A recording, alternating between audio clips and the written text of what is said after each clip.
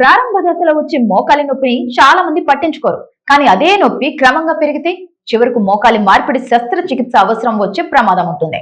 అయితే సకాలంలో జాగ్రత్తలు తీసుకొని కొన్ని అలవాట్లను మార్చుకుంటే దీనిని నివారించవచ్చని వైద్యులు చెబుతున్నారు. మోకాలపై ఎక్కువ ఒత్తిడి పడేలా భారీ బరువులెత్తడం, ఎక్కువసేపు ఒకే భంగిమలో కూర్చోవడం, నొప్పి ఉందని చెప్పి పూర్తిగా వ్యాయామం మానేయడం, డాక్టర్ సలహా లేకుండా ఒక్కసారిగా కఠినమైన వ్యాయామాలు ప్రారంభించడం, మోకాలి నొప్పిని చిన్న సమస్యగా భావించి నిర్లక్ష్యం చేయడం చేయకండి. ఐ హీల్స్ లేదా సరికాని బూట్లు ధరించడం, బరువు పెరిగిన ఆహారంపై నియంత్రణ లేకపోవడం, ఫిజియోథెరపీ అవసరమైనప్పటికీ దాన్ని పట్టించుకోకపోవడం, డాక్టర్ సూచన లేకుండా నొప్పి మందులు వాడటం, ఈ చిన్న తప్పులే తర్వాత పెద్ద సమస్యలకు దారితీస్తాయి.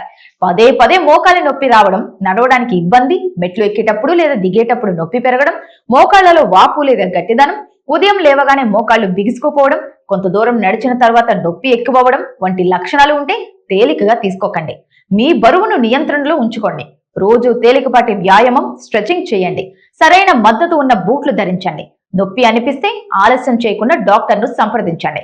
మోకాళ్లపై అవసరానికి మించి ఒత్తిడి పెట్టొద్దు.